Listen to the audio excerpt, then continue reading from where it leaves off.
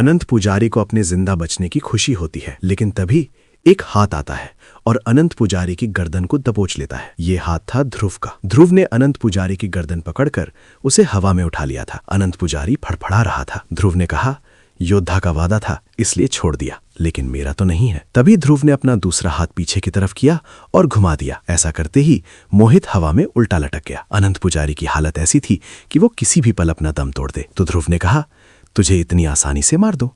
फिर अपनी गर्दन को नाम में हिलाते हुए बोला, ऐसे नहीं, और उसे छोड़ दिया। अनंत पुजारी जमीन पे गिरा और जोर जोर से सांस लेने लगा। फिर हाँफते हुए बोला, धोखा किया तूने मेरे साथ। ध्रुव ने जवाब दिया, धोखा तो तूने मुझे दिया, तू बहुत कुछ जानता है शायद। अनंत पुजारी ने कहा, लेकिन तू अनंत पुजारी को नहीं जानता, पीछे देख। जैसे ही ध्रुव ने पीछे देखा, तुरंत वो रेत में दूर गिरता है। फिर वो जैसे ही खड़ा होता है, उसके सामने कई सारे लड़ाके खड़े थे। पता नहीं इतनी देर में कहां से आ गए। शायद उसने अनंत पुजारी को ज्यादा ही हल्के में ले लिया था और मोहित को अनदेखा कर दिया। अनंत पुजारी ने आदेश दिया, मुझे ये मरा हुआ देखना है। इतना सुनते ही वो सब लड़ाके दौड़ पड़े ध्रुव को मारने। ध्रुव भी इस तरफ से दौड़ा।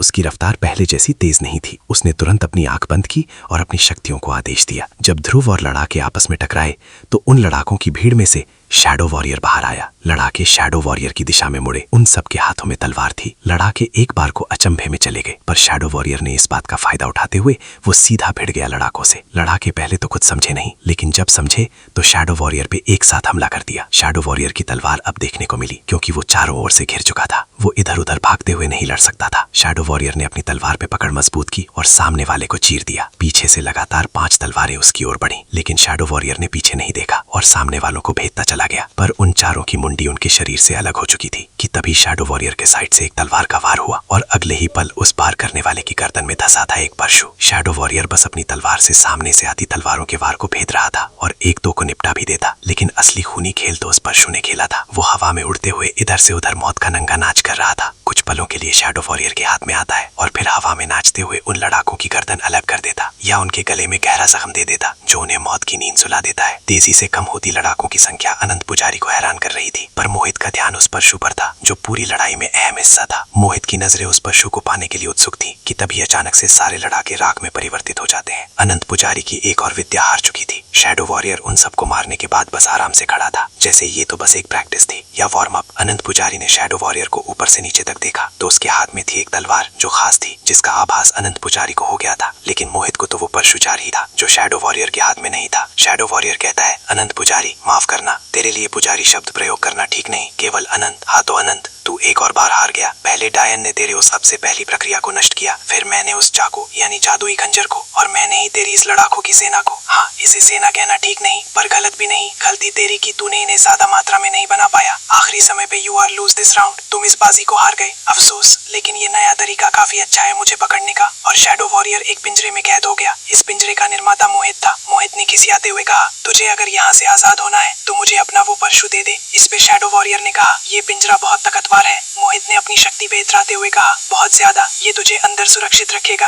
बाहर जो भी होगा उससे अलग। अफसोस, मोहित रहम खाते हुए कहता है, पर मुझे तू अपना परशु दे दे, मैं तुझे यहाँ से आजाद कर दूंगा। शैडो वॉरियर ने अपने उसी कॉन्फिडेंस अंदाज में कहा, तूने मेरे लिए एक पिंजरा नहीं बल्कि एक कवच बनाया है। मोहित ने अपनी शक्ति पे इतराते हुए कहा, नहीं, ये पिंजरा समय के साथ छोटा होता जाएगा, और वैसे भी तू इस समय बाहरी दुनिया से एकदम अलग हो गया। और हाँ, इस पिंजरे में तू सांस भी ले रहा है। जब तक इस पिंजरे में सांस है, पता नहीं कब ये तुझे या तो घुटन से मार डाले या तेरा कचुम्बर बना के। फिर मोहित गुस्से में कहता है, मर अब यहाँ। शैडो वॉरियर ने भी मोहित पर तरस खाते हुए कहा, ठीक है, मैं यहाँ अंदर मरता हूँ, तू बाहर। फिर शैडो वॉरियर के चेहरे पे मुस्कुराहट, धुएं से बना वो काला साया जो अभी भी शैडो वॉरियर के पीछे ही था, जिसके बारे में खुद शैडो वॉरियर को ही नहीं पता था। वो बच्चों की तरह हंस रहा था, वो भी पूरे पिंजरे में पसरते हुए, जिसे देखकर मोहित चिढ़ता जा रहा था। लेकिन जब शैडो वॉरियर ने कहा नाटकीय अंदाज में, एक बार पीछे तो देख ले, और पीछे देखने पे अनंत और मोहित की आंखें फटी की फटी रह गई।